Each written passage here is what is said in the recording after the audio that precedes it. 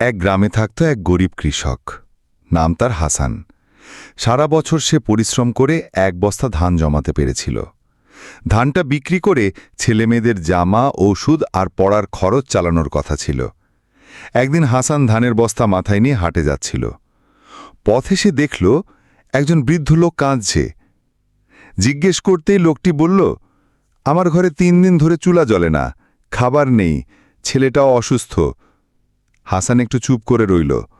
তারপর ধানের বস্তা নামিয়ে বলল, এই বস্তাটা রাখেন, আমার ছেলেমেয়েরা না হয় একদিন না খেয়েই থাকবে, আপনার ছেলেটা যেন বাঁচে। বৃদ্ধ লোক কাঁদতে কাঁদতে ধন্যবাদ দিল। সেই রাতে হাসান খালি পেটে ঘুমিয়ে পড়ল। পরদিন সকালে তার বাড়ির সামনে একটি গাড়ি এসে থামে। গাড়ি থেকে নামলেন একজন বড়লোক ভদ্রলোক।